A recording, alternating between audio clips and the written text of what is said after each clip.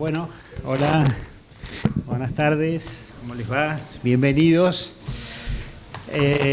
Vamos a comenzar en esta tarde fría, pero que seguramente vamos a llenarla de calor a medida que escuchemos a los expositores, a presentar este octavo número de la revista Orillera. Vamos a mostrar para las cámaras. Bien. Bueno, cuando decidimos sacar este número, allá por enero, febrero, reuniéndome con uno de los socios, Carlos Celarrayán, al otro socio, Matías Bruega, le dimos licencia este semestre, pero solo este semestre, que quede claro. Pensamos que el tema, siempre tiene un tema, la revista, podría estar alrededor del tema de la crueldad y el sacrificio, ¿no?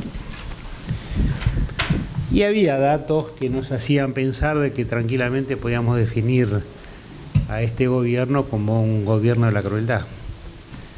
La motosierra, las promesas de campaña, el gabinete que armó, ¿no?, viejo y un poco de tren fantasma, ya prefiguraban esto que se veía a los 20, 30 días de asumido. Y luego el vértigo de las políticas y de los hechos confirmó esto, ¿no? Solo basta recordar aquella imagen tremenda de una ministra diciendo que los que tenían hambre que hicieran cola para que fueran atendidos de a uno y sin ningún tipo de representación, la no entrega de alimentos, de medicamentos, jubilados, la represión. Para quienes tenemos como valores supremos la igualdad, la empatía con el otro, entender la patria como un lugar de cobijo mutuo, esta situación es una verdadera pesadilla, de la cual no logramos despabilarnos de alguna manera. Hay algunos textos que dicen que hay tres tipos de pesadillas, ¿no? Las terroríficas, las absurdas y las absolutas. Este gobierno se lleva todos los boletos, ¿no? El tema es qué hacemos con las pesadillas, cómo se cuentan, cómo se relatan, cómo se entienden, qué tipo de causalidad podemos darle a una pesadilla que nos agobia. Para las del sueño, que se encargue Freud; para las de la vida cotidiana, estamos nosotros obligados a ponerle nombre, a poner palabras a esto que nos está pasando. Por eso esta revista se propone en este número poder analizar el gobierno de la crueldad y ese sacrificio que asumen como propio grandes segmentos de nuestra sociedad. ¿Por qué? Y para eso, bueno, convocamos a compañeras, compañeros que nos van a ayudar a pensar estos temas. Y en este número escriben o dialogan en algunos casos Jorge Alemán, Dora Barrancos, Atilio Borón, Hernán Virenza, Adrián Cangi, Gisela Catanzaro, Ricardo Foster, el que está hablando, Mónica Litza, Alejandro Ruiz Balsas, María Segmayer, Claudio Vélez y Raúl Zaffaroni. Enorme agradecimiento por la generosidad de todas estas compañeras y compañeros. Antes de pasar a la mesa, la contratapa también es contracara. Y a la contracara del horror quisimos poner esto. Nora Cartiñas, ¿no? Imagen de amor, de lucha, de tenacidad en la pelea y la alegría también. Ninguna contratapa mejor que Nora para este número de la crueldad. Y acá tenemos esta mesa para presentarlo, con frío, quizás en una época del año en donde ya la gente piensa más en el receso que en las charlas, pero aquí estamos porque es necesario que esto que se hace digitalmente, que es pedir una nota, corregir, se transforme en encuentros cuerpo a cuerpo. Y esto es la presentación de un libro, de una revista. Muchísimas gracias a Gisela Catanzaro, que es socióloga y doctora en Ciencias Sociales de la UBA. Se desempeña como investigadora del Instituto Gino Germani e investigadora independiente del CONICET. A María Stegmeyer, licenciada en Sociología y doctora en Sociología, y doctora en Ciencias Sociales de la UBA. A Eduardo Rinesi, licenciado en Ciencias Políticas por la Universidad Nacional de Rosario, doctor en Filosofía por la Universidad de San Pablo, fue rector de la Universidad Nacional de General Sarmiento. A Ricardo Foster, licenciado en Filosofía y doctor en Filosofía por la Universidad Nacional de Córdoba. Estos los títulos, pues ahí serían currículum que nos llevaría a la tarde, ¿no? Libros, docencia, participación pública, debates. Nos quedamos con esto, el resto no hace falta porque todos los conocemos. Bien, comencemos. Respetemos el orden de sentada. ¿Empiezo yo? Sí. Bueno. Bueno, buenas tardes. Yo quería empezar diciendo algo que me pareció interesante de la totalidad del volumen de la revista. No sé si los editores lo pensaron, pero es interesante porque los artículos tienen entradas muy distintas.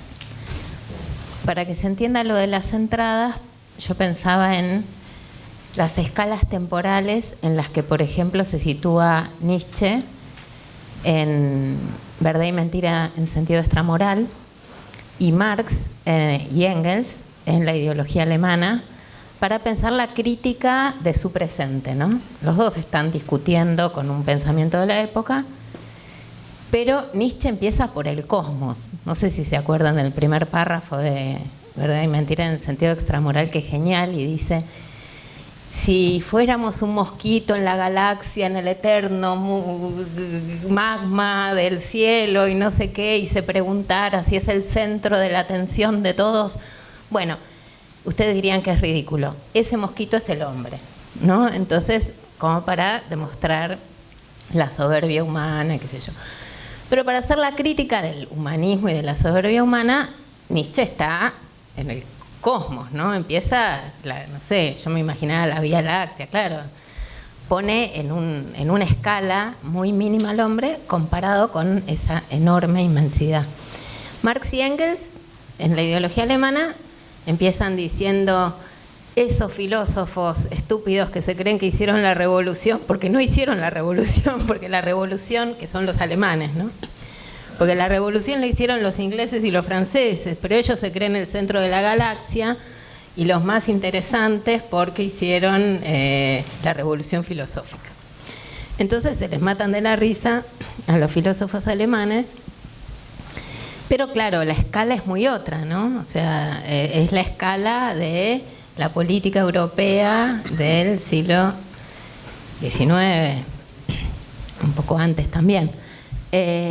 Y entonces, esas dos escalas, que son muy distintas, sin embargo, son dos escalas para el abordaje de un problema. Uno, siempre que empieza a pensar algo, tiene que contar una historia, tiene que contar una narración, y esa historia la empieza a contar en alguna escala.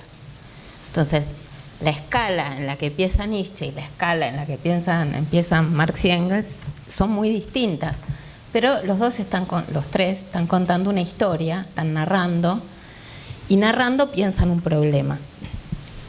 Bueno, acá lo que me interesaba señalar, para empezar, de la revista como totalidad, es que me parece que permite pensar el problema del sacrificio como un hojaldre.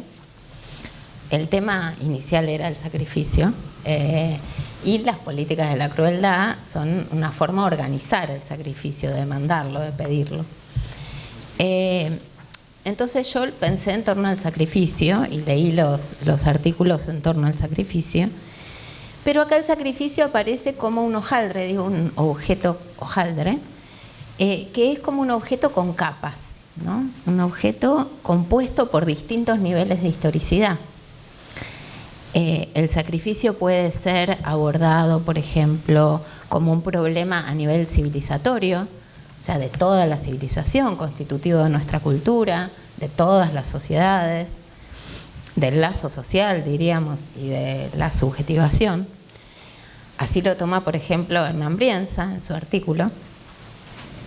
Puede ser pensado en una temporalidad un poco más corta, pero no tanto, el sacrificio y modernidad. ¿Y qué le hace el liberalismo político al sacrificio? ¿En qué lo modifica? ¿En qué lo prosigue? Con su promesa de desinstrumentalizar al hombre, cosa que no cumple el liberalismo.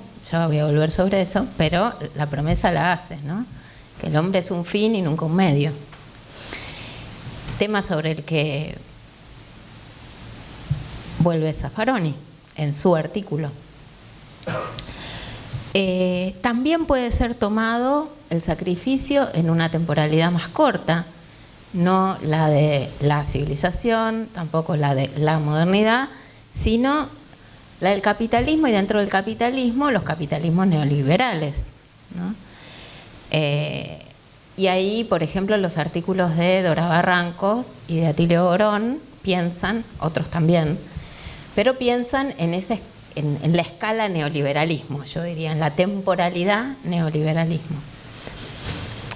Y después, por ejemplo, el interior del neoliberalismo, tratando de trazar periodizaciones intraneoliberales, que son intraneoliberales, intracapitalistas, intramodernas, intracivilizatorias.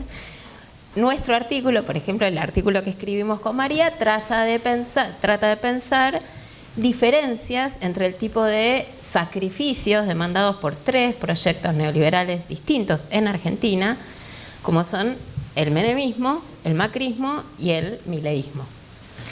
Entonces, son temporalidades muy distintas para entrar, escalas muy distintas. Y entonces, pensado, ahora me voy a referir a otros artículos en pos de otras preguntas, pero me parece que esas capas permiten pensar al lector o a la lectora, le queda la impresión de que para entrar, para decir algo más o menos significativo de la cuestión del sacrificio, no podemos ni tratarlo como algo que acaba de suceder, como si fuera algo exclusivo de nuestra coyuntura, algo que inventó el neoliberalismo y en particular el neoliberalismo zarpado de Milei, y tampoco lo podemos pensar como algo que siempre estuvo ahí y que es inmune a las transformaciones históricas, que es inmune a las discontinuidades políticas, a los quiebres, sino que me parece que deja la impresión la revista de que el sacrificio, para pensarlo, reclama que prestemos atención a distintas capas o historicidades que lo componen y que se van sedimentando. Porque estos niveles son niveles, pero no existe cada uno por su lado, ¿no? Estos niveles son niveles que se sobredeterminan, podríamos decir, invocándolo al Althusser. Están y se amontonan, digamos, no quedan sueltitos. Entonces, estas distintas escalas temporales que privilegia cada artículo son, voy a decir, usando ahora una imagen que usa Adorno para pelearse con las neontologías de su época, dice, son como llaves en el sentido de claves para abrir una caja fuerte. Para abrir una caja fuerte hay que hacer clic, clic, clic, clic. Bueno, clic, clic, clic, hasta que la caja fuerte se abre. Algunas llaves son demasiado grandes y la caja fuerte no se abre. Y algunas llaves son demasiado chiquitas y la caja fuerte tampoco se abre. Entonces lo que hay que tratar de encontrar es cuál es la clave, cuál es el nivel, o los niveles, cuáles son las claves para abrir la caja fuerte, que en nuestro caso es comprender, no en el sentido de justificar, pero sí de entender, de tratar de producir conceptos para pensar y transformar esta realidad sacrificial que estamos tratando de pensar. Entonces, algunas claves, Adorno pensaba que las de la sociología a veces eran demasiado pequeñas, porque estaban demasiado comprometidas con la inmediatez de los hechos. Y las de la filosofía, en particular las nuevas ontologías, le parecían demasiado grandes, porque hablaban del ser y de elementos que parecían transhistóricos. Ahora, en este caso, yo creo que son demasiado pequeñas algunas claves que sitúan la novedad del mileísmo, o ponen todo el énfasis en la novedad del mileísmo para pensar el sacrificio, que de la nada parecería venir a exigir totalitariamente sacrificios a la sociedad. Y entonces parece que es un problema meramente coyuntural, que va a pasar rápido, digamos, que no tiene una sedimentación, que no tiene una carga.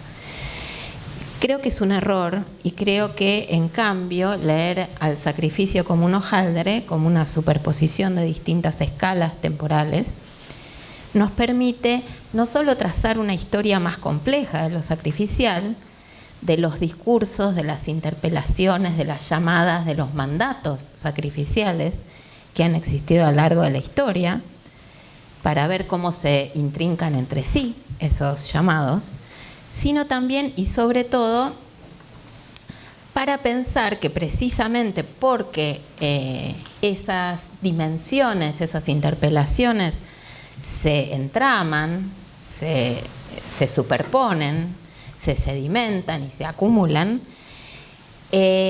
las posiciones políticas, los nuevos llamados políticos, no surgen nunca desde la nada, ni son capaces de crearlo todo a partir de sí mismos, sino que tienen condiciones sociales, y esas condiciones sociales serían lo que yo llamaría disposiciones al sacrificio, previas, ¿no? Previas con las que esos discursos en cierto sentido cuentan y que son las que les permiten cuajar como discursos. Un discurso político no crea una realidad por el simple hecho de existir. Para funcionar tiene que cuajar, decía de nuevo Althusser, como cuaja la mayonesa, ¿no? En cierto momento el aceite y los huevos están separados hasta que de repente no están más separados. Ahí la mayonesa cuajó.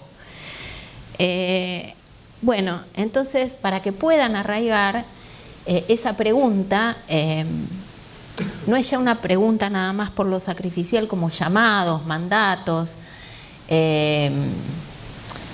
discursos, estructuras políticas, sino que es una es una pregunta por las disposiciones en las que sociales, afectivas, subjetivas, en las que esos llamados pueden cuajar. Y lo que me parece que nos interesa acá es preguntarnos cómo es que se formaron esas disposiciones al sacrificio y qué podríamos hacer para transformarlas. Para transformar las disposiciones al sacrificio no alcanza con producir otros discursos, otros llamados, sino también cómo transformamos esas disposiciones. Entonces, en este sentido, me parece que lo fundamental, en este sentido, es decir, la pregunta ¿qué hacer? ¿Cómo transformamos esas disposiciones? Me parece que más importante que intentar distinguir entre sacrificios buenos, éticos, altruistas, y sacrificios malos, individualistas, egoístas, más importante que esto, me parece que es tener presente que las derechas contemporáneas explotan una predisposición al sacrificio, que no es ningún resabio de un pasado arcaico todavía no superado, sino que nos estructura en tanto sujetos perfectamente modernos de nuestras sociedades capitalistas, particularmente en los países así llamados periféricos. Ahora voy a volver también sobre la cuestión de lo periférico. Y también me parece que lo fundamental es recordar que estas nuevas derechas hacen esta explotación de una disposición sacrificial o de una tentación sacrificial de los individuos en el capitalismo en contra de lo mejor de la tradición del liberalismo político, que, como recuerda Zaffaroni en su artículo, es humanista en el sentido de postular al individuo nunca como medio para otra cosa, sino como un fin en sí mismo. Leo un poco lo de Zaffaroni porque me pareció muy interesante. Dice Zaffaroni: la consideración del otro humano como una cosa al servicio de algo es de la esencia de todo pensamiento antiliberal, que reduce a los seres humanos a la condición de medios al servicio de algo trascendente, una deidad. Y esto último es lo que hace para él el anarcocapitalismo. No se trata ni de liberales, que en otros lugares fundaron el Estado de Derecho para defender al individuo contra el poder represivo, ni de libertarios, que fundaron nuestro sindicalismo. Los anarcocapitalistas quieren una dictadura de mercado, son antihumanistas, someten lo humano a una nueva deidad y exaltan la catástrofe purificadora. El objetivo de Zaffaroni es confrontar esta posición anarcocapitalista orientada a una dictadura de mercado con el liberalismo político. Pero sin olvidar, y esto me parece fundamental, que en Argentina no hubo un auténtico liberalismo político. Los liberales argentinos, dice Zaffaroni, son una rara especie que celebró la anulación de la elección de Buenos Aires en 1931, celebró la proscripción del radicalismo en la década infame, celebró el bombardeo de Plaza de Mayo en el 55, los fusilamientos sin proceso y la derogación de la Constitución por un bando militar en el 56, la proscripción del peronismo y las atrocidades de los años 70. Entonces, acá es donde me parece que aparecen en este acumulado, y voy a ir terminando, pero quería resaltar algunas cuestiones más. Una de las cuestiones que quería resaltar es que para pensar críticamente el fenómeno del mileísmo como parte de las nuevas derechas contemporáneas, me parece que es indispensable lo que llamaría medio torpemente, una complejización geográfica, una complejización geográfica de nuestro aparato categorial, que sea sensible a la división internacional del trabajo, para cambiar de semántica, y que sea sensible a las distintas valencias que adquieren los términos en Latinoamérica. Porque si seguimos hablando de liberalismo como si hubiera uno y significara siempre lo mismo, de humanismo también como si hubiera uno, pero también de sacrificio como si hubiera uno, de capitalismo sacrificial como si hubiera uno, de capitalismo neoliberal sacrificial como si hubiera uno, hay algo que nos estamos perdiendo de vista y que me pareció muy interesante del texto de Rodolfo Amaui, que es esta idea de que no se puede pensar el mileísmo, coincido personalmente, sin llamarlo, como lo llamó Cristina, anarcocolonial. Es decir, que busca primarizar la economía para brindarle a las multinacionales negocios extractivistas de recursos energéticos y de alimentos para ser comercializados fuera de nuestro territorio. Este modelo necesita de un Estado mínimo que garantice los negocios y la necesaria coacción. Como todo proyecto colonial, debe limitar todo sentido de pertenencia a una nación, licuar toda identidad común, destruir la potencia de lo colectivo, desterrar cualquier proyección de un bienestar compartido, erradicar la convivencia gozosa y en paz, en síntesis, combatir todo lo que constituye culturalmente una nación. Y se pregunta, Rodolfo, ¿este proyecto anarcocolonial de Milei estará en condiciones de construir un pueblo como Marine Le Pen en Francia? ¿O como todo proyecto colonial debe licuar, en cambio, toda identidad común, todo lo que constituye culturalmente una idea de nación? Creo que esto es fundamental pensarlo, ¿no? Porque cada vez que seguimos escuchando que las nuevas derechas globales son nacionalistas, yo no entiendo que un alemán escriba eso, no entiendo que los argentinos escribamos eso. no lo puedo comprender. O sea, me parece un gesto de afasia, no sé, de colonialismo intelectual que no lo puedo comprender. No puedo comprender que digamos eso, y me parece que de alguna manera hay que poder transformar las categorías de la filosofía política, los conceptos de la teoría política que usamos para poder decir que no todos los neoliberalismos sacrificiales, anarco, etcétera, son nacionalistas, que en los países periféricos más bien no lo son, y los proyectos liberales nunca lo fueron. O sea, entonces, pero que hay así todo hay degradés, porque la derecha oligárquica argentina de otra época mínimamente se preocupaba por producir una cultura nacional a su gusto. Bueno, esta no, esta definitivamente no. Pero bueno, ese es un tema que me parece que quiero destacar, o sea, y esa es otra genealogía, ¿no? Las temporalidades largas que conté, una tendría que ser la colonización de América, por ejemplo. Otra tendría que ser los momentos en que se instituye y cada vez se fija más la División Internacional del Trabajo y el rol que le toca a cada país en esa División Internacional del Trabajo. Entonces, este tema aparece en el texto de Dora Barrancos, que dice: necesitamos una semiótica diferenciada para dar cuenta de las expresiones así llamadas neoliberales, porque si bien guarda una identidad liberal en la exaltación del culto privatista, al mismo tiempo estos liberales autóctonos observan completo desapego a las instituciones inventadas por el liberalismo, el Estado, la división republicana de poderes, los derechos individuales, etc. Bueno, entonces esa era una de las cuestiones que quería señalar.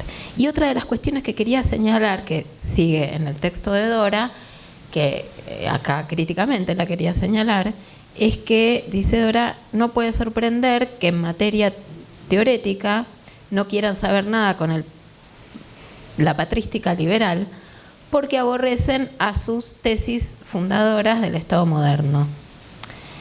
En América Latina, el contagio cada vez mayor de las políticas neoliberales con la derecha extrema resulta indiscutible. Bueno, el segundo punto que quería poner era: no hablemos más de contagio de la derecha liberal o neoliberal en Argentina con la derecha extrema. O sea, no entiendo por qué, si justamente decimos que en Argentina la tradición liberal tiene especificidades que tal vez no son las que tienen en otros países, ¿por qué seguimos hablando de una tradición liberal como si fuera liberal y se aliara llamativamente con la derecha? O sea, me cuesta entender eso. Yo entiendo que los estudios de tradiciones políticas en ciencia política estudian estas tradiciones diferenciadamente y entonces después piensan sus alianzas. A mí me parece que sería más clarificador sostener el punto de la contaminación en vez de partir por átomos escindidos y después ver cómo se contagian, alían, no sé qué, porque no sé, seguramente muchos saben más que yo de historia de las tradiciones políticas del país, pero yo no las veo diferenciadas y uniéndose.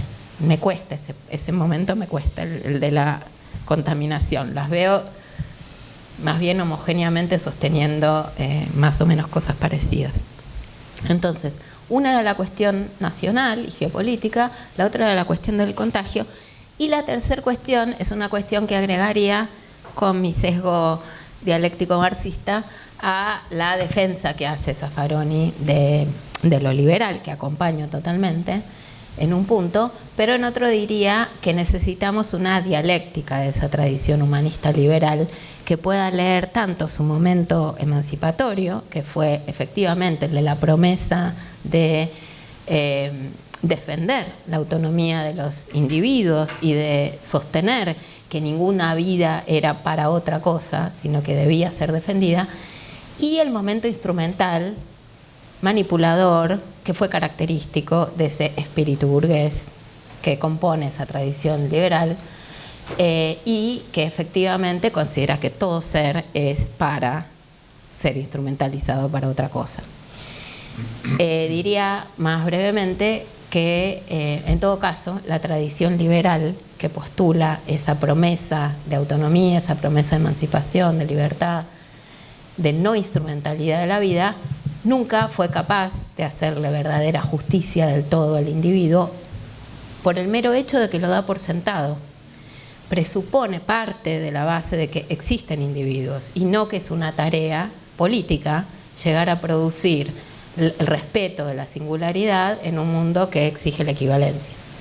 Entonces, al no planteárselo como una tarea política, en cierta medida siempre está por detrás de el cumplimiento de esa promesa que, sin embargo, hace. Bueno, estos eran los puntos que quería destacar. Gracias.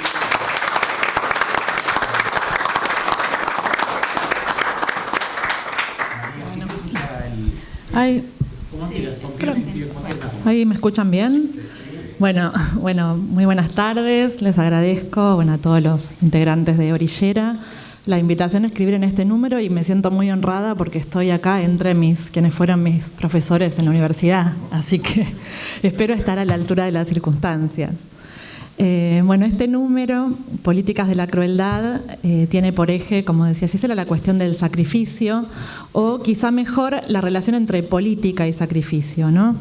Y lo celebro porque la interpretación de la coyuntura nos pone hoy más que nunca, decía, a discutir, ¿no? Pone en primer plano nuestra relación crítica con los conceptos disponibles frente a lo que sin dudas reclama una lectura que haga lugar a una complejidad, la complejidad de los fenómenos, ¿no?, que pretende analizar.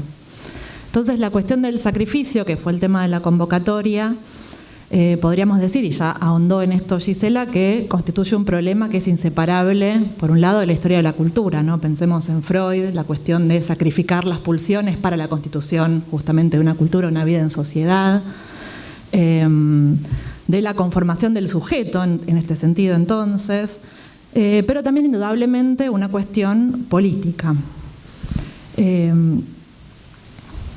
Y lo que también es cierto es que cuando decimos políticas de la crueldad, no se trata del sacrificio en general, ¿no?, o como una constante o invariante sociocultural o antropológica, sino de una modalidad del sacrificio cuya caracterización reclama precisiones históricas, coyunturales, un poco ya lo decía Gisela, geopolíticas, político-ideológicas, y que ahí empiezan un poco los desafíos para la crítica. En ese sentido hay mucho para conversar y mucho también para discutir en los artículos de este número de Orillera. Quisiera detenerme primero y brevemente en el título de la revista, justamente Políticas de la Crueldad, en relación a dos cosas que él mismo anticipa, pero que me parece importante remarcar, ¿no? Por un lado, que la crueldad no es un estado psicológico o una cuestión meramente subjetiva, un atributo psicológico de ciertos sujetos, sino que su emergencia obedece a un complejo de causas económicas, estructurales, histórico-políticas, sin las cuales no se disponibilizan las energías subjetivas que la habilitan, la aceptan, la motorizan sobre sí, sobre el sí mismo y sobre otros, ¿no?, de la manera en que lo vemos hoy. Por otra parte, que tampoco alcanza o comentar, solamente las causas subjetivas o detenerse en esa circulación afectiva o en esa disponibilidad, ¿no?, sino que se hace necesario también entender justamente ese modo de producción de sujetos en disponibilidad para la crueldad, que es inseparable de un complejo de causas estructurales, y atender a la vez a cómo esto configura un conjunto de condiciones, ahí sí, subjetivas y psíquicas, ¿no?, inconscientes en gran medida, que se anudan a un inconsciente histórico, para que se agite y se intensifique políticamente una sensibilidad social que hoy, nos sorprende en su combinación inusitada entre sacrificio moralizante y goce punitivo desatado. ¿Cómo es posible este anudamiento, no? Nos preguntamos en el artículo con Gisela, pero me parece que el número, ya poniendo políticas de la crueldad, se hace esta pregunta, ¿no? Porque en principio uno podría pensar en una contradicción que opone sacrificio como restricción o como moral restrictiva, ¿no?, que ajusta la propiedad del ajuste, a la crueldad, que nos menta algo así como un exceso, un goce, un límite moral traspasado, ¿no? Bueno, una de las hipótesis que buscábamos sostener con Gisela en nuestra caracterización de Milei es que el moralismo y la motosierra no son simples opuestos, sino que se articulan con gran eficacia ideológica en la interpelación que hizo este gobierno. Y ahí radica algo de lo que podemos leer como su novedad, ¿no? Nos preguntamos cómo es que un ajuste y un modo, digamos, al modo violento y de shock que tuvo este ajuste, ¿no? A diferencia del llamado gradualismo macrista, en contraste con esto, ¿no? Puede ser afirmado e incluso reivindicado, ofrecido como motivo y modelo cruel de goce social, de satisfacción social a gran escala, de masas. ¿Cómo puede ser? ¿Qué es lo que ahí se satisface? ¿No? Nos obsesionaba un poco esta pregunta. ¿Qué versión del sacrificio autoriza y promueve esto, ¿no? Y por una parte, bueno, algo que me parecía interesante señalar es que si el ajuste, o sea, ese sacrificio se hace a fuerza de motosierra, la promesa es de una radicalidad que lo vuelve una suerte de espectáculo de sufrimiento, ¿no? Un suplicio a la vista, ¿no? Pensaba en los suplicios, el suplicio de Amiens, de Foucault, digamos, ¿no? Un puro exceso como fin en sí mismo que satisface algo que ya no podía satisfacerse solo apelando al esfuerzo, al vos podés, que no se cansó de repetir el macrismo, ¿no? A la potencia individual exaltada en el discurso meritocrático. Acá la austeridad del sacrificio deviene festín gozoso, también tratamos de pensar ese oxímono, ¿no? Un sacrificio sí, pero hiperbólico, gore, espectacular. Bueno, dicho todo esto, ¿no? Entonces se trataba un poco de pensar en este nivel, ¿no? Del hojaldrado que plantea Gisela, de cuál era la especificidad del sacrificio mileísta. Pero pensando también en términos de una hipótesis en que para el capitalismo neoliberal, en todas sus inflexiones, la moral sacrificial ocupa un lugar preponderante, es la dominante, ¿no? Y su singularidad respecto de otros modos de lo sacrificial es que es sin borde, sin límite, ¿no? Hace aparecer un superyo cuyo sadismo es insaciable y avanza cruel y optimista también, por citar un concepto, el cruel optimismo de Lauren Berland, sobre el sujeto en formas de autopunición y autorresponsabilización sobre sí y sobre otros, ¿no? A los que ese superyo además manda castigar o comanda castigar con crueldad. Lo que me parece más temible de esta modalidad del sacrificio es que es una modalidad que aplasta el deseo de transformación, el deseo de transformación, ¿no? Que sería la instancia capaz de funcionar como un límite a ese goce pulsional desatado o desinhibido, ¿no? Ese capitalismo, ese terror capitalista, una dictadura de mercado desinhibida. Y no un deseo en general, sino una variante política del deseo. O sea, tiene por función este tipo de sacrificio obturar una variante política del deseo como deseo de transformación, ¿no? Las alergías de la moral sacrificial neoliberal que propone Milei aplastan un deseo de transformación que vaya más allá de lo dado, ¿no? Y acá me refiero un poco al artículo de Claudio Bellis, es muy interesante, donde aparece, ¿no? El goce que se satisface en el castigo y el autocastigo es el que nos sume en el resentimiento, como una pasión impotente y mezquina, impotente para actuar y mezquina, ¿no? En tanto está gozando de que otros sean privados de, ¿no? Uno podría pensar que el resentimiento es la renuncia a un acto verdaderamente transformador, ¿no? Es todo lo contrario de un acto transformador de sí y del mundo, ¿no? Es un perseverar envenenado, y cito una novela muy buena, en la sintonía del rencor. Es una sintonía, el resentimiento nos sume, ¿no? Nos mantiene quietitos en la sintonía, o quietitas en la sintonía del rencor, para que nada cambie, justamente. En eso se satisface, en eso persevera, podríamos decir. ¿No? El resentimiento está ahí, podríamos formular de otro modo, para impedir, en primer lugar, una revolución de los deseos, podría decir. No hay revolución, dice un autor alemán muy interesante, adorniano, que se llama Menke, que habla se pregunta sobre la posibilidad de la revolución. ¿Qué es la revolución? ¿Cómo es posible o no es posible? ¿Cuáles son las condiciones de posibilidad de la revolución? En un texto muy interesante. Y dice que no hay revolución sin una revolución de los deseos. Lo dice con Kant. Porque la revolución suscita una participación conforme al deseo. Bueno, me parecía muy interesante pensar un poco que este modo de lo sacrificial, que aplasta el deseo, aplasta precisamente esto que es condición de posibilidad de una revolución, de sujetos que puedan hacer una revolución. Y en ese texto, lo digo muy cortito, cita a Kant y habla del entusiasmo revolucionario, y me parecía, junto con la imagen de Norita que vos ponías como la contracara, justamente lo pensaba como cómo pensar la contracara del sacrificio. Bueno, con esta figura del entusiasmo revolucionario, que no es una figura tontona de un entusiasmo meramente testimonial, sino que es muy importante, ¿no? Allí Kant dice: no hay revolución con el puro esfuerzo militante, por decir, con el sacrificio de los militantes que están en la primera línea, los que luchan. Se necesita también del entusiasmo de los que ven, de los que contemplan la revolución y participan a la distancia, participan conforme al deseo de que cambie, ¿no? Y si pensamos esa distancia contemplativa, ¿no?, la del propio Kant respecto a esa revolución francesa, pero también pensemos en las revoluciones soviéticas, la cubana, no hubieran sido sin ese entusiasmo alrededor de todos aquellos que querían, ¿no?, que las cosas cambiaran, que sucediera la revolución, y que en eso mismo estaban siendo revolucionarios también, ¿no? Esa acción contemplativa no era pura pasividad, y era tan necesaria como la actividad de los que estaban en la trinchera, ¿no? Porque trae una expectativa deseante, ¿no?, que se opone a la tentación de la catástrofe, ¿no?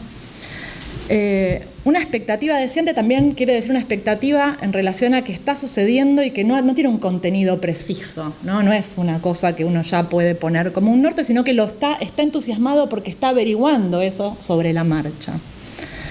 Esto hace del trabajo revolucionario algo más que sacrificio en pos de un ideal, porque todo ideal tiene esa pata mortífera, y me parece que de lo que nos alerta el sacrificio neoliberal, tal como está declinado hoy, es esa pata mortífera. Entonces, algo más que un sacrificio es un plus, un exceso político, diría Menke, respecto de lo que es el trabajo bajo el capitalismo, bajo la disciplina capitalista, ¿no?, respecto de la moral disciplinaria capitalista. Y ese exceso convierte al trabajo, porque también hay que trabajar para hacer la revolución, ¿no?, convierte al trabajo en otra cosa. Bueno, y quería referirme en este sentido, conectando con el artículo de Dora, digamos, ¿por qué es tan peligrosa la revolución feminista para Milei?, se pregunta Dora, lo afirma, yo me lo pregunto, y pensaba sobre todo porque en su mejor versión, el feminismo, los feminismos en su mejor versión son antisacrificiales, ¿no? No en su versión punitivista, en su versión más interesante es antisacrificial, es deseante, genera entusiasmo, produce transferencia, dice libres y desendeudadas, ¿no? Fue una consigna muy interesante por varios motivos, ¿no? Sin deuda, sin culpa, sin moral sacrificial, sobre todo las mujeres que entendemos bastante de esa carga sacrificial, sin ceder en el deseo, y a la vez tensión situada, en este sentido, libres y desendeudadas, con un feminismo global que pretendiera prescindir de la coyuntura. Libres y desendeudadas en Argentina quiere decir también organizadas, articuladas con los sindicatos, con el movimiento de trabajadores, con el movimiento obrero de la economía popular, con el Estado y la soberanía nacional, ¿no? Esta pregunta también es clave y surge la lectura de la revista. Bueno, un poco ya lo adelantaba Gisela y termino con esto. Me preguntaba yo, ¿puede una moral sacrificial ser transformadora después de todo esto que dije? ¿Alcanza con pedirle a la moral y al sacrificio que cambien de signo político, que sean de izquierda para que una moral o una ética sean verdaderamente revolucionarias? ¿Qué hace falta para que hagamos una verdadera transformación de nuestra relación con la historia? También con la historia, ¿no?, de nuestras revoluciones, nuestras morales sacrificiales. Bueno, eso nada más. Nada miedo.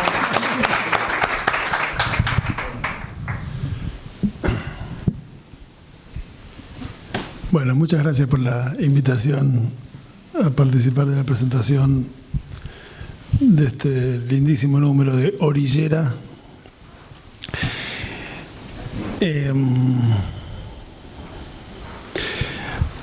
Asistimos, en efecto, a el triunfo de una discursividad, de una retórica política en la que tienen un lugar fundamental estas dos palabritas que están dando vueltas en la revista y en la mesa: la crueldad y el sacrificio. Un discurso político de la crueldad y el sacrificio, cruel y que invita al sacrificio, y que es electoral y no solo electoralmente exitoso. El discurso de un agitador. La palabra agitador aparece en el discurso de en el excelente trabajo de las compañeras.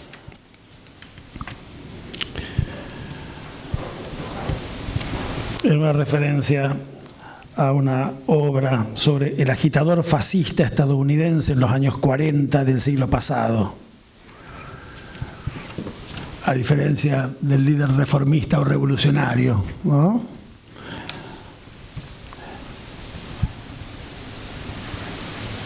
Milei consiguió construirse a sí mismo como un agitador de tribuna, capaz de potenciar los efectos reactivos y el ansia sacrificial presentes en su audiencia.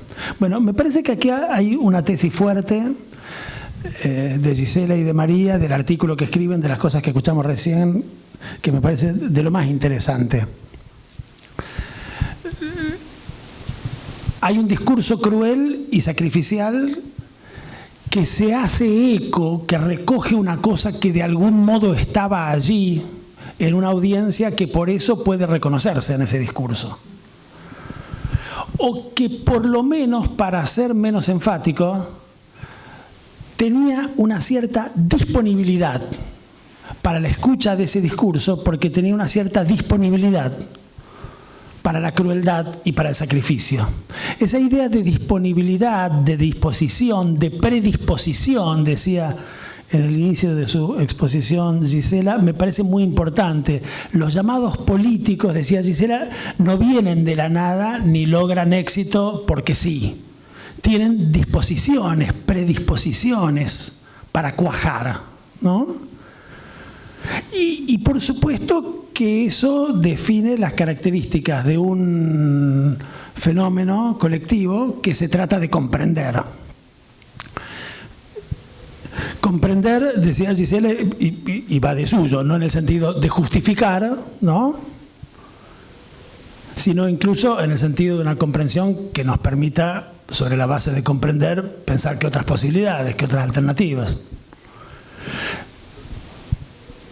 Me parece que una parte importante de los ejercicios no siempre logrados a los que en los últimos meses asistimos o que en los últimos meses leemos después de octubre del año pasado son ejercicios de intentos de comprensión de qué fue lo que nos pasó o de cómo era esa sociedad argentina que nosotros no habíamos visto adecuadamente y que tenía una tan fuerte disposición a escuchar ciertos discursos de la crueldad, a identificarse en esos discursos, a hacer los suyos y a votar a quienes los expresaban en una campaña electoral.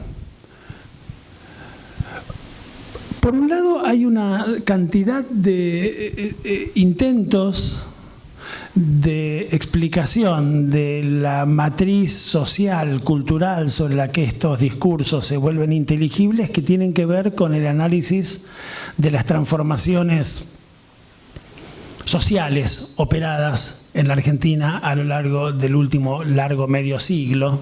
Esto se ha dicho hasta el cansancio, no tiene sentido repetir lo que ya todos sabemos.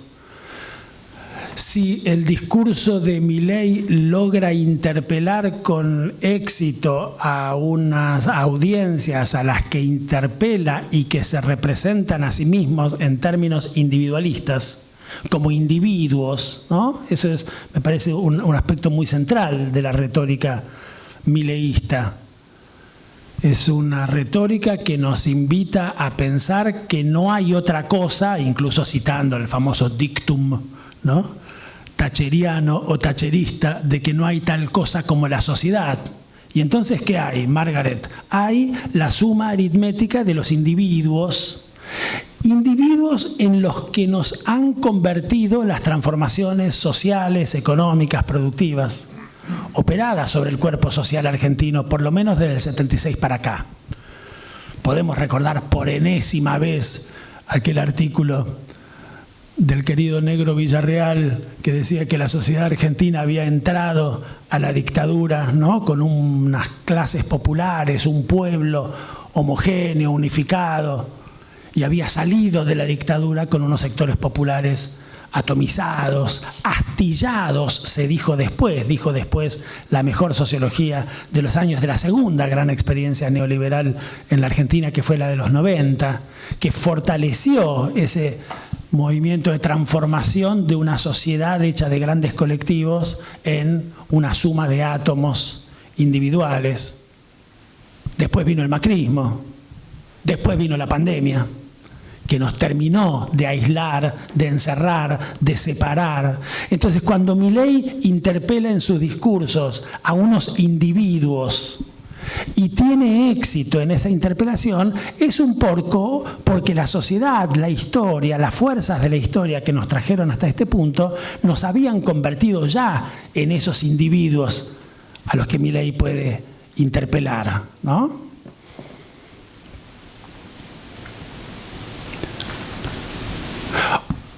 Junto con eso, por supuesto, es necesario incorporar otros elementos para la comprensión de este discurso y de su éxito en su capacidad interpeladora, que tiene que ver con muchas de las cosas que decían las compañeras y que aparecen en las páginas de este libro. Pensar el lugar del sacrificio, ¿no?, en esas distintas temporalidades a las que se refería Gisela. El sacrificio como un elemento fundamental, casi constitutivo de la cultura, como aparece en el diálogo que sostienen Ricardo con Jorge, o formas más específicas del sacrificio que tienen que ver con esas otras temporalidades que están todas superpuestas, hasta terminar por constituir, en efecto, ese sujeto con disponibilidad para la crueldad, con audibilidad para un discurso que lo invita a la crueldad y al sacrificio, con disposición para que sobre ese sujeto cuaje el discurso que tenemos que comprender para poder combatir.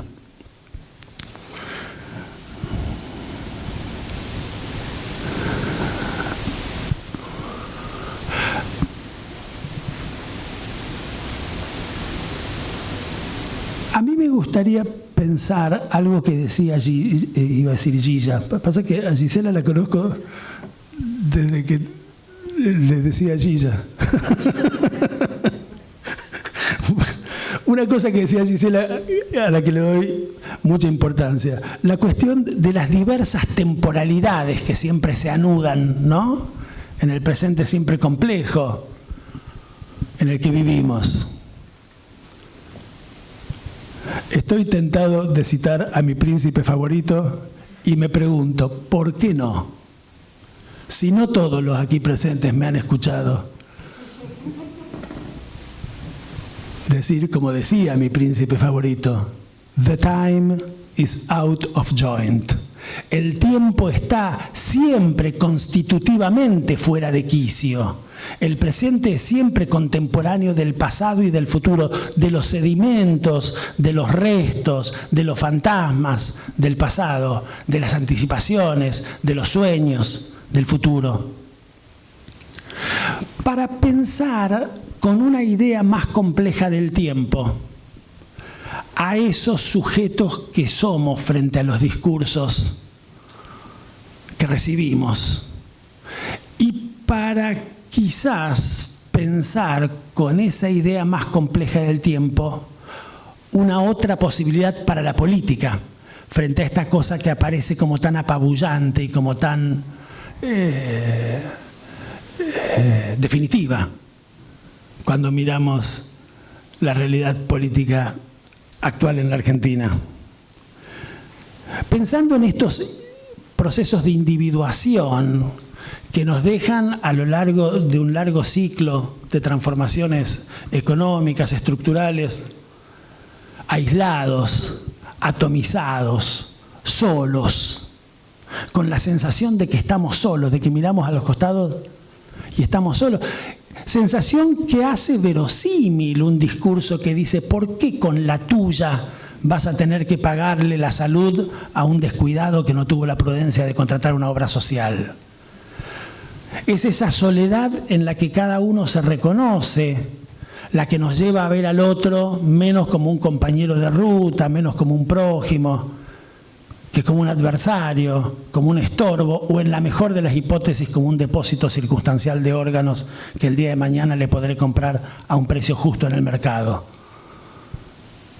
Pensamos como esos hombres solos que el discurso tremendo de Milei nos invita a pensar, porque somos, porque las fuerzas que nos han traído hasta aquí nos han convertido en esos hombres solos. Y lo digo así para presentar en 2 palabras un texto sobre el que en estos últimos meses estuve volviendo, que es un gran texto de la literatura argentina, que trata sobre los hombres solos.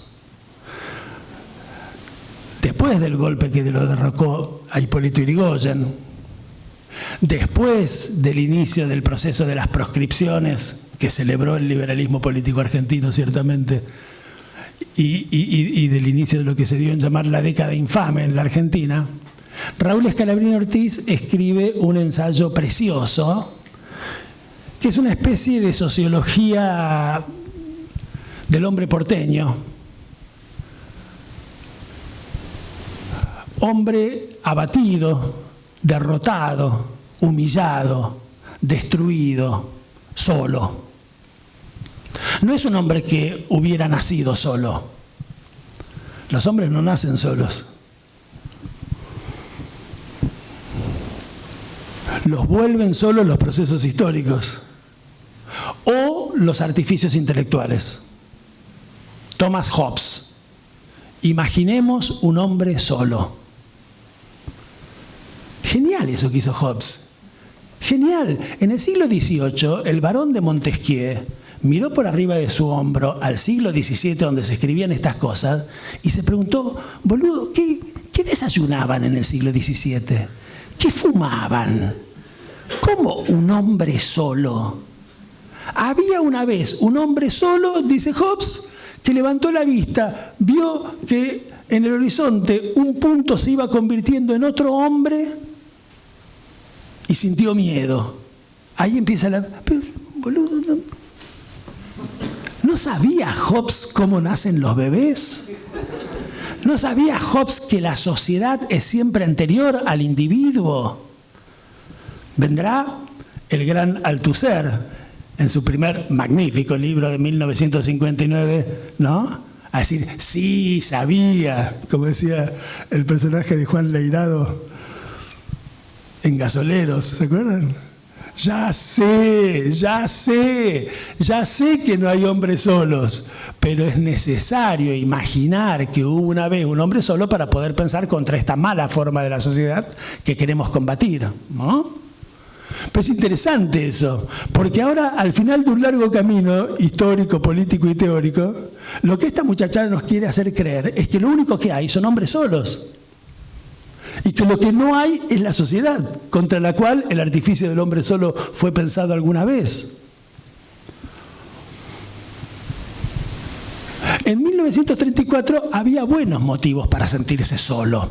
Esa muchachada que se reunía para disimularse un poco a sí misma su soledad en los cafés de Buenos Aires, y se reunían en mesas de a varios, pero no hablaban entre ellos. Cada uno revolvía su pocillo de café y miraba en el fondo del pocillo a ver si encontraba allí las raíces de su frustración, de su humillación, de su derrota.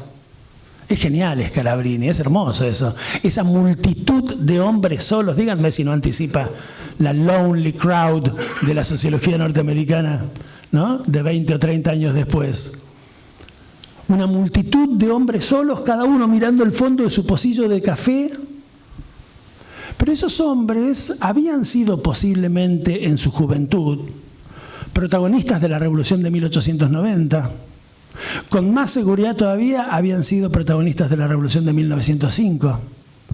Sin duda habían sido protagonistas de la épica electoral de 1916. Ahora estaban derrotados, ahora estaban solos. Ahora la historia, las fuerzas de la historia los habían convertido en esos hombres solos revolvedores de café en los bares de Buenos Aires. Pero nunca somos solamente eso que somos. Nunca somos solamente eso que las fuerzas de la historia han hecho de nosotros en nuestro camino hasta el punto en el que estamos. Siempre somos también la memoria de las antiguas luchas. Y siempre somos también la espera de algo incierto. Esas son las verdaderas esperas, ¿no? La verdadera espera es la espera de Godot. No es la espera de una mina, de un tipo, ¿no? La verdadera espera es la espera que no sabemos de qué es. Y estos hombres estaban a la espera. El hombre que está solo y espera, dice Scalabrini. ¿Qué espera, Raúl? ¿Qué sé yo, boludo? Estamos en el 34, bancá un cachito. En el 45, Scalabrini escribió un texto que todos hemos leído y que es posiblemente una de las más bellas crónicas del 17 de octubre de ese año. Hermosa crónica, de gran literatura y de gran teoría. De gran teoría. Hay una gran teoría sobre la multitud en la crónica de Scalabrini sobre el 17. En la que salen a la calle y se integran en una multitud esos mismos hombres que en el 34 estaban solos y a la espera de que, ahora lo sabemos, de que la multitud pasara para sumarnos a ella, y sumándonos a ella, ser más y no menos que lo que somos como meros espectadores de su paso. Gran crítica a todas las teorías de la multitud, de Gustave Le Bon, de José María Ramos Mejía, y del mismísimo Sigmund Freud también, ¿no? No nos degradamos moral ni espiritualmente en la multitud respecto a lo que somos como individuos aislados. Como individuos aislados somos briznas de eternidad y nada más. En la multitud somos más potentes, somos mejores, somos más inteligentes, somos más fuertes. Hay una especie de espinosismo silvestre, ¿no? En esa crónica preciosa de Scalabrini sobre el 17 de octubre del 45, con la descripción de los distintos oficios de los obreros que llegaban de los distintos lugares de Buenos Aires y del conurbano. Llegan los metalúrgicos de no sé dónde, y los matarifes de no sé dónde, y los empleados de comercio del centro, y de la industria no sé qué, ¿no? Y cada uno vestido con su ropa de fajina que los vuelve identificables, y cada uno con sus colores. El tema de esa crónica de Scalabrini son los colores de la tez, los colores del pelo que denuncian los orígenes nórdicos, mediterráneos, indios. La multitud es polícroma, así escribe Scalabrini, pero es una, se hace una en el grito común de un solo nombre. Scalabrini es tan elegante que no tiene que escribir cuál es ese nombre, que nosotros sabemos cuál es. Pero díganme si no está allí Ernesto Laclau, un par de décadas antes y bastante más bellamente escrito que Ernesto Laclau. La multitud es una en el grito común de un mismo significante. Y allí es donde Scalabrini escribe: eran el subsuelo de la patria sublevado. Ese hijo de un excavador de suelos, de un arqueólogo, como solía recordar nuestro maestro Horacio González, que recordaba que el papá de Scalabrini Ortiz era arqueólogo, ¿no? De hecho, descubrió los huesos de un dinosaurio que se llama Scalabriniorum, ¿no? Que estaba en la Patagonia Argentina, en homenaje al papá de Scalabrini Ortiz. Bueno, a Scalabrini Ortiz le quedó la costumbre de bucear en los subsuelos de la patria. Y dice: eran el subsuelo de la patria sublevado. Es muy interesante. Quiere decir, esos tipos que habían estado tomando café en el 34, a los que una encuesta en el 34 los habría identificado como tipos solos, solitarios, derrotados, egoístas, A los que no quiero pensar qué habría dicho el Latinobarómetro en el 34. Esos tipos, antes de tomar café solos en el 34, habían protagonizado el 90, el 5, el 16, y es la memoria de esas viejas luchas que ellos también eran en el 34 y en el 45, los que los hace en el 45 sumarse a la multitud. Digo esto para pensar la complejidad que tiene el tiempo, las diversas y superpuestas temporalidades de las que está hecho nuestro tiempo y nuestro presente. En un texto increíble del año 71, en que Horacio, ya que lo mencionábamos, yo digo, ya que lo mencionábamos, como si necesitara una excusa para citar a Horacio, a quien cito todo el tiempo. En un texto precioso del año 71, Horacio discute ciertas interpretaciones del peronismo. Es un texto que escribe en la revista Unidos, Envido, su primer texto importante, se llama Humanismo y Estrategia en Juan Perón. Horacio escribió a lo largo de los 50 años, desde Humanismo y Estrategia en Juan Perón hasta Humanismo, Impugnación y Resistencia, y eso no deja de ser muy impresionante, ¿no? Como si un único tema hubiera presidido todas sus preocupaciones durante medio siglo. En ese texto, que es un texto sobre el peronismo, Horacio critica las interpretaciones sociologizantes del peronismo. Dice, no me hagan del peronismo la superestructura que conviene a no sé qué momento en el proceso de industrialización sustitutiva. Está claro contra quiénes se está discutiendo. Contra notorios libros que habían salido en los años inmediatamente previos y que son muy buenos, por supuesto. No se trata de pensar la política en la sociedad, decía Horacio, se trata de pensar la política en la política. Y ahí escribe una frase extraordinaria, en la sociedad siempre nos ganan, en la sociedad siempre nos derrotan. Por eso la política hay que pensarla en la política y no en la sociedad. A mí me preocupa cierto culturalismo societalista, pero quizás más que preocuparme cierto culturalismo societalista, me preocupa, voy a decir una palabra que escuché hoy en una discusión de la que venimos con el compañero Zeta sobre Wendy Brown, me preocupa cierto presentismo escasamente reconocedor de la complejidad que tiene siempre el tiempo, de la complejidad que tiene siempre el presente, que es la memoria de las viejas luchas, que es la esperanza de lo que todavía no sabemos qué es.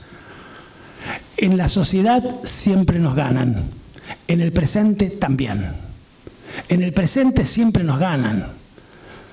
Por lo menos cuando el presente es un presente horrible como este. Por lo menos cuando el presente es un presente horrible como el del 34. Scalabrini lo intuía y por eso al hombre que en el 34 estaba solo le agregó y espera. ¿Qué espera, Raúl? No sé, boludo, ya te dije, pero algo espera porque el presente no se agota en sí mismo. Nunca somos aquello que las fuerzas de la historia han hecho de nosotros. Estoy tentado de seguir sartreanamente la frase. Somos lo que somos capaces de hacer con lo que las fuerzas de la historia han hecho de nosotros. Y eso que somos capaces de hacer con lo que las fuerzas de la historia han hecho de nosotros viene de la memoria de nuestras viejas luchas, de nuestras utopías, de nuestros sueños, de nuestras esperas de todavía no sabemos bien qué. Digo esto no para relativizar nada de la importancia que tiene, y vuelvo a usar la palabra tan importante que usaba Gisela, comprender las razones por las que un cierto discurso cuaja, prende y nos gana elecciones. Digo esto más bien para decir que esa sociedad que muy mayoritariamente compró ese discurso y que nos dio una paliza en las elecciones, también está habitada por otras cosas al mismo tiempo. Y para entonces volver a la política. Sin duda que es un problema que esta sociedad tenga impulsos y disposiciones a la crueldad y al sacrificio que un discurso horrible como el de Milei puede instrumentalizar a su servicio, al servicio de un proyecto de derecha destructivo de las condiciones mismas de la vida común y de la vida nacional, como sugería Gisela también. Pero me parece que tenemos que preguntarnos también por la responsabilidad, mirando hacia el pasado, pero me importa un poco más todavía, por la responsabilidad mirando al presente y al futuro, de la política que tiene que ser capaz de encontrar en la sociedad todas las otras cosas que en la sociedad también están mezcladas con nuestra disposición al sacrificio, mezcladas con nuestra disposición a la crueldad. En nuestra sociedad hay eso, sí. ¿Hay solamente eso? No, no. Hay una cantidad de otros impulsos también. Hay una cantidad de otras memorias también. Hay una cantidad de otras esperas también. Seamos capaces, y este es un imperativo teórico y político, de encontrar en la sociedad lo que es posiblemente un poquito más difícil de encontrar que su disposición a la crueldad y al sacrificio, que parecen ocupar un lugar importante hoy, ¿no?, en la superficie misma de lo que vemos en la sociedad. Busquemos eso que no se ve tan fácil, pero que no hay duda de que está allí también, y seamos capaces de construir los discursos para interpelar esos otros lados de nuestra subjetividad individual y colectiva, que seguramente son más nobles que estos que han sido interpelados por este discurso miserable, porque menos nobles que esos no pueden ser seguros. Bueno, muchas gracias.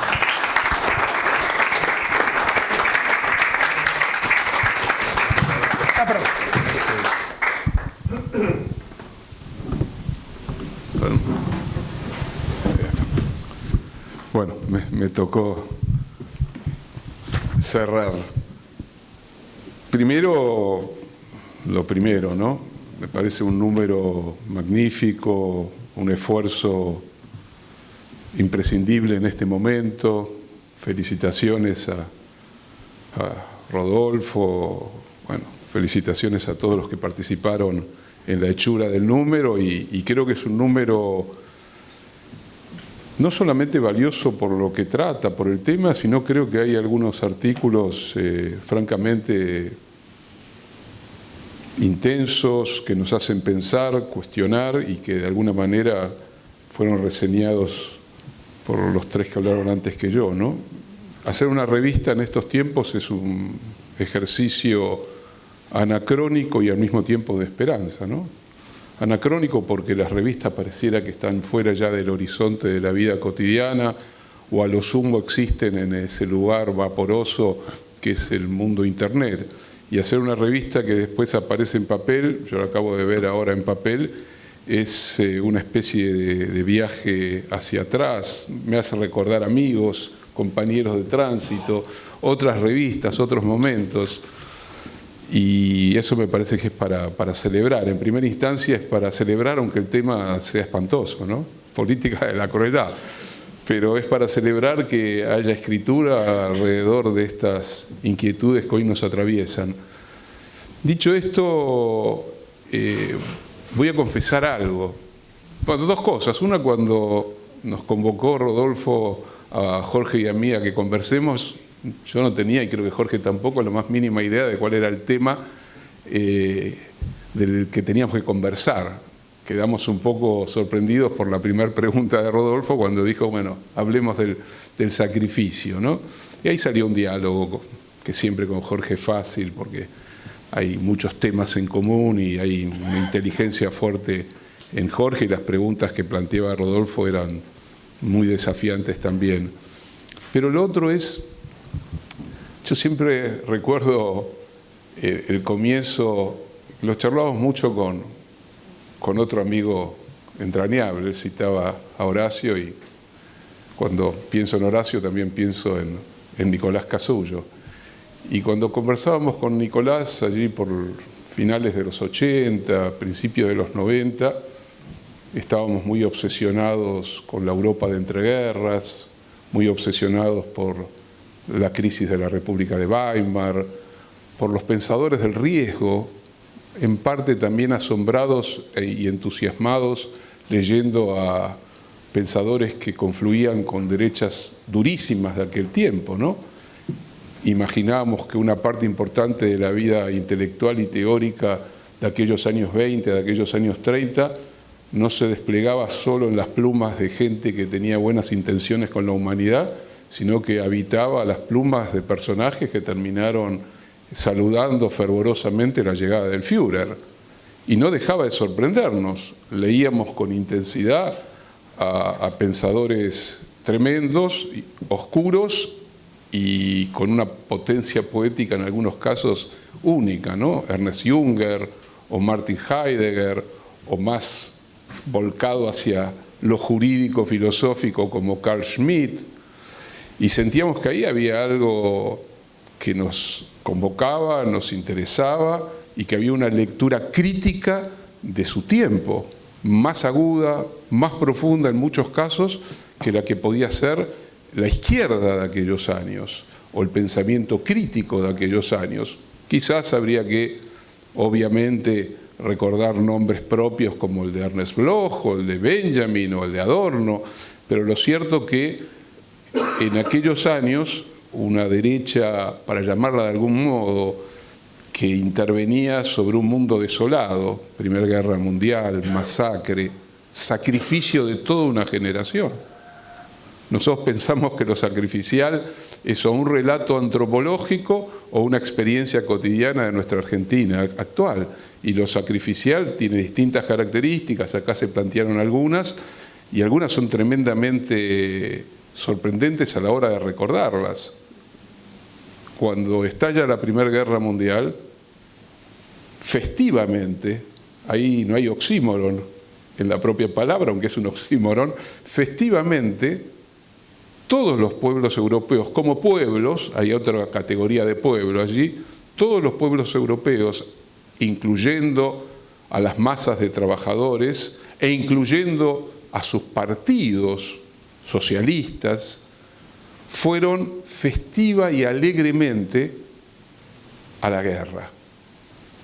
Y en el lapso de 4 años, esa guerra se convirtió en un matadero industrial que liquidó a toda una generación de jóvenes que venían del siglo XIX, del siglo de la promesa, del siglo que al ir hacia el XX estaba ofreciendo la posibilidad de la transformación del mundo, de la nueva humanidad, de la nueva sociedad, y que se unía con la revolución en la ciencia, en el arte. Y sin embargo, ese mundo europeo, un mundo imperial, mundo de la expansión colonial, mundo también de la explotación obrera del siglo XIX, ese mundo liberal llevaba al sacrificio sin problemas a la generación joven de Alemania, de Gran Bretaña, de Francia, de Italia, de Rusia, del Imperio Otomano, lo que quedaba de él, y millones de jóvenes que eran la promesa del futuro fueron a parar a tumbas sin nombre, soldados sin nombre, y se mató de manera industrial. El primer asesinato industrial de verdad en la historia de la humanidad. Y digo esto porque había un libro o un pensador que nos interesaba por lo que implicaba en ese momento, que fue Karl Kraus. Karl Kraus era un personaje extraño, megalómano en algún sentido, terminó haciendo la revista que produjo por primera vez, que se llamaba Die Fackel, la antorcha, la terminó haciendo solo. Era un hombre explosivo en la Viena de fin de siglo, un artista de la palabra, representaba él actuando a todos los personajes de cualquier tragedia shakespeariana. Era un hombre que a su vez ponía en cuestión el papel de los medios de comunicación, ¿no? A veces pensamos que el problema con los medios de comunicación es demasiado reciente, y cuando Kraus hablaba de la guerra decía, ahí están los responsables del matadero, los responsables de la violencia, son los grandes medios de comunicación, que eran hiper sofisticados. Nos desafiamos a cada uno de nosotros a leer esos medios de comunicación de la década del 20, alemanes, austríacos, franceses, y la mayoría de los lectores contemporáneos no estarían a la altura de la comprensión de la densidad de esos textos. Sin embargo, esos textos eran textos que llamaban al patrioterismo, a la guerra, a la violencia, y que construyeron también uno de los fenómenos claves de ese comienzo del siglo XX, que fue el racismo, el antisemitismo, la violencia hacia el otro.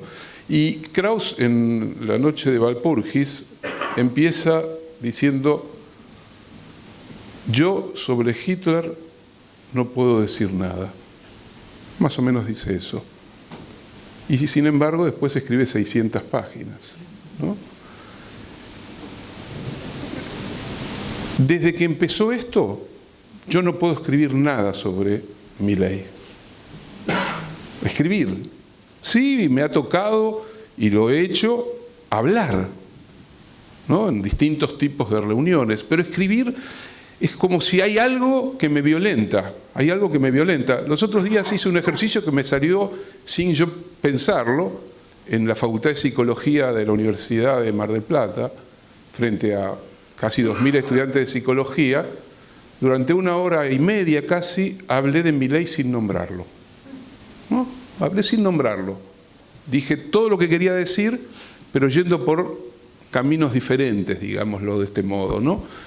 Y me pregunto, y cuando escucho, cuando leo los textos, ¿por qué? ¿Por qué si he escrito sobre el fascismo, sobre las extremas derechas, sobre el pensamiento conservador revolucionario de los años 20, ¿por qué hay algo que no se puede manifestar como escritura, ¿no? En lo personal, otros han escrito y lo seguirán haciendo, y he leído cosas notables.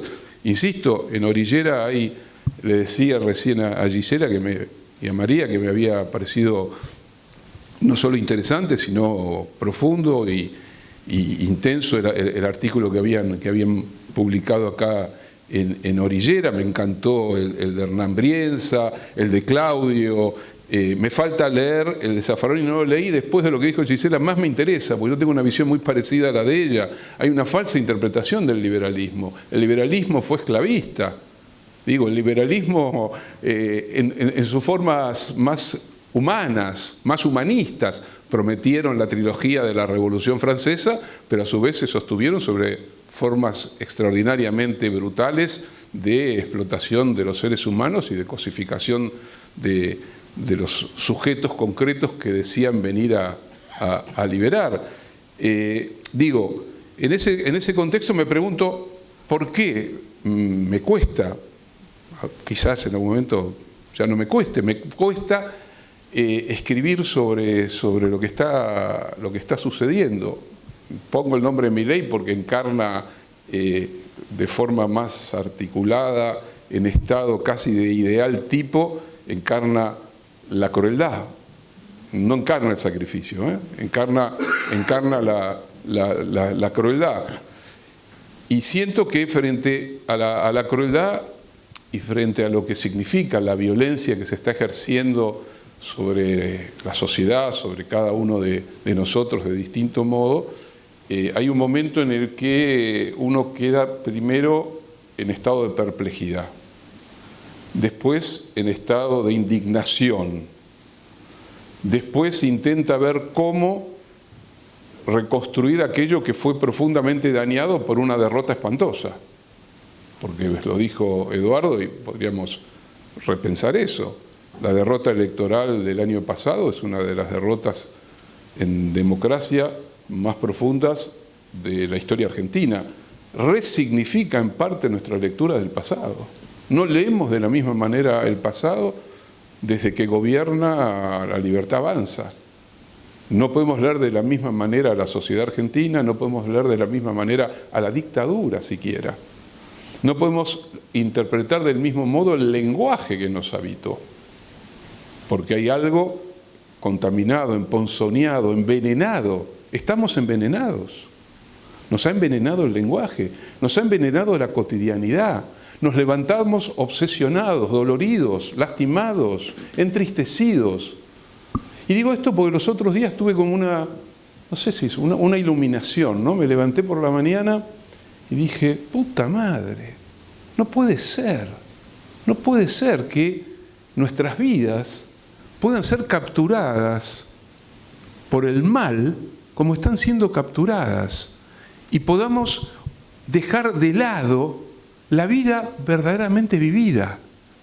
la vida de nuestra memoria, la vida con nuestros amigos, con nuestros amores, con nuestros sueños. Porque la crueldad y lo sacrificial, ahí sí se juntan, supone que algo profundo captura mi intimidad, penetra en lo profundo incluso de mi estructura psíquica y me quita esa parte esencial de toda vida, que es precisamente ese fuera de tiempo, esa capacidad, yo diría, sin la cual no podemos vivir, que es recuperar en cada instante de nuestra vida los instantes que nos constituyeron a lo largo de esa vida, los instantes de felicidad. Benjamin hablaba de incluso aquella felicidad no vivida por los que soñaron la felicidad, pero también el hecho de poder aprender, de poder recuperar, de poder rescatar en el momento de zozobra, de derrota, de oscuridad, la luz que iluminó distintos momentos de la vida. Y este me parece que es uno de los desafíos centrales, por eso celebro una revista como esta. Este es un momento en el que hay que hacer ese esfuerzo. Me parece notable la lectura que hizo de Scalabrini y del hombre que está solo y espera, porque, de nuevo, ¿no? ¿Cómo? ¿Somos nosotros, desde nuestro ombliguismo autosuficiente y desde nuestra lógica puramente autorreferencial, los únicos que atravesamos esos momentos horribles, tempestuosos y de derrota? Pero acá me preocupa otra cosa, que la plantea, me parece, con agudeza Enzo Traverso en un libro magnífico, que es Melancolía de Izquierda, ¿no? En ese libro, algunos de ustedes lo habrán leído, Enzo tiene una obra muy densa, compleja, ha recorrido todas las tradiciones significativas de la política y sobre todo de las políticas revolucionarias y de izquierda en el siglo XX, pero en ese libro, que es un libro melancólico, siendo que Enzo Traverso fue un militante del trotskismo italiano y francés, con una evolución político-filosófica y como historiador muy interesante, discípulo de Michel Lowy, gran estudioso de los fenómenos del totalitarismo, del antisemitismo, etcétera, etcétera, y hombre atravesado por la expectativa finalmente de la revolución, ¿no? Un hijo, diría Nicolás, del mito de la revolución. Escribe un libro que se llama Melancolía de Izquierda, y en ese libro trabaja el concepto de melancolía jugando con algo que me parece que es extremadamente importante de dilucidar. Enzo dice que a lo largo de casi 2 siglos, las tradiciones de izquierda, populares, revolucionarias, hicieron de sus propias derrotas potencias emancipatorias. Transformaron derrotas importantísimas, como por ejemplo la derrota de 1848, o sobre todo la derrota de la Comuna de París, transformaron esas derrotas en energía, en potencia, en certeza de que el sueño seguía en estado de realización y que en verdad cada derrota lo que hacía era acumular una cantidad de enseñanzas, aprendizajes, y que había una suerte de experiencia ganada. Y sin embargo, después de decir todo esto, después de recorrer este camino de la relación entre derrota y revolución, derrota y pensamiento de izquierda, Enzo Traverso llega al derrumbe de la Unión Soviética, a la derrota colosal de la experiencia del socialismo del siglo XX, y dice, acá pasó algo distinto, acá hay algo de otro orden.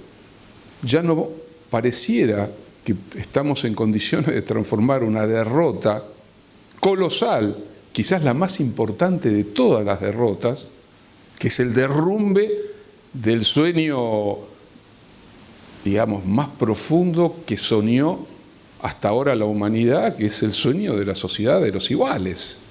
su derrumbe, independientemente de que la Unión Soviética que se derrumba ya tenía poco que ver estrictamente con ese sueño, pero seguía siendo el nombre de ese sueño que movilizó las grandes revoluciones del siglo XX, que movilizó las expectativas, las esperanzas, los sueños de generaciones, que movilizó incluso la posibilidad de atravesar la tortura, la desaparición, las derrotas, y volver a alimentar el sueño de la transformación del mundo. Y ahí Enzo se para y dice, estamos en otra situación.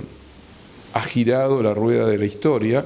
No dice que se cerró la posibilidad de seguir soñando lo distinto. Lo que ya no podemos hacer es ampararnos en el pasado, en esos sueños no realizados o en esas revoluciones fracasadas o en esas derrotas para convertirlas en energía transformadora. Confieso que no me gusta la idea. Al mismo tiempo le reconozco un valor importantísimo. Para la generación del 70 está claro que hubo una derrota descomunal, que nunca se volvió a modificar como derrota. Lo que vino es otra cosa, porque esa derrota implicó que la idea de que la historia tenía un sentido, pero que ese sentido podía ser construido por nuestra voluntad, había quedado cercenada, destruida de una manera feroz, no solo en la Argentina, sino a nivel global. Entonces, frente a eso, hoy nos aparece una situación diferente, pero que también nos provoca una inquietud y una pregunta. A veces hay que hacer el esfuerzo, siempre cuando uno trata de dar cuenta de su propia contemporaneidad, de su presente, alejarse un poco e instalarse hasta casi vivencialmente en algún momento del pasado. Así como Eduardo lo hacía persiguiendo un libro, 1934, y eso podía dar cuenta de experiencias recorridas, derrotas, sueños realizados, pero una situación también de quiebra en un determinado momento. Para pensar hoy, también tenemos que mirar hacia atrás, para tratar de entender por qué pasamos de una sensación de recuperación de la política, de la Argentina, de la idea incluso de patria, porque si nos fuéramos a los años 90 y tratáramos de encontrar en los años 90 la idea de patria o la idea de pueblo, la verdad que nos costaría muchísimo. Y sin embargo, podríamos decir que entre el 2003 y el 2015, bajo nuevas condiciones apareció de nuevo la idea de patria, la idea de pueblo, la idea de que era posible construir lo común. Y de nuevo una sensación de una energía en el interior de la vida nacional que se unía a una situación latinoamericana. Había un contenido de alegría, festivo incluso, ¿no? Y sin embargo, eso se terminó. Siempre hay que recordarlo, se terminó cuando hubo una derrota en el 2015, porque ya el triunfo del 2019 se dio en condiciones completamente distintas, ¿no? Entonces, la pregunta que hoy tendríamos que plantearnos es cómo, al mismo tiempo que tratamos de pensar, de analizar, de estudiar, de entender, de comprender el espanto. Porque incluso el fascismo fue un espanto, sin dudas. Pero el fascismo podíamos pensarlo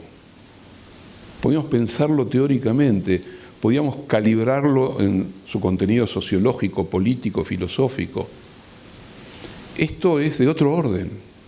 Es porque tiene otro carácter. Intimida la idea de la transformación radical de la sociedad en individuo. Thatcher no tenía razón, pero de algún modo sí tenía razón. Si algo ha hecho el capitalismo en sus múltiples facetas a lo largo de la historia, es destruir sistemáticamente la sociabilidad.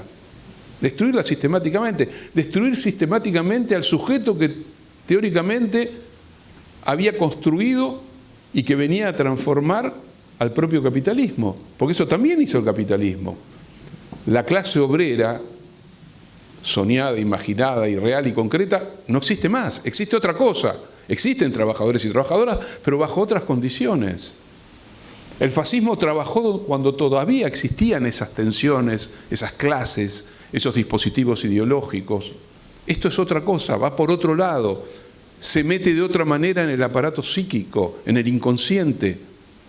Trabaja como pocas veces se ha hecho con lo afectivo. Y está acompañado de un momento único, que es el que producen las nuevas tecnologías.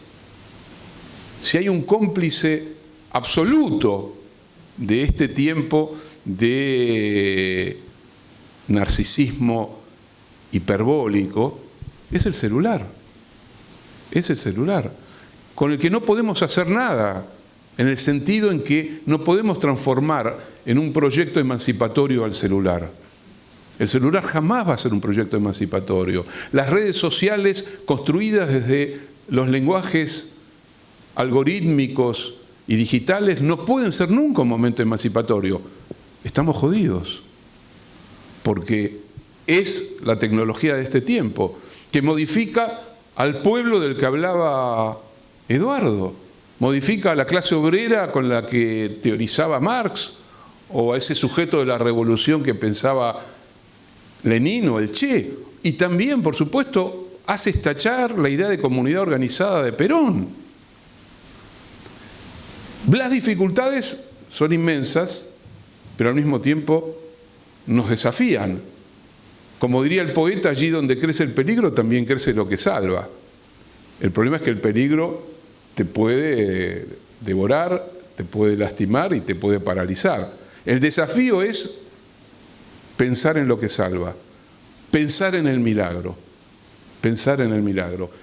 Que hoy estemos discutiendo Orillera es un milagro. En una universidad pública es otro milagro. Hay que multiplicar estos milagros porque la única forma de combatir la crueldad y el mal absoluto es vinculando la emancipación con el milagro y el milagro con el amor. Gracias.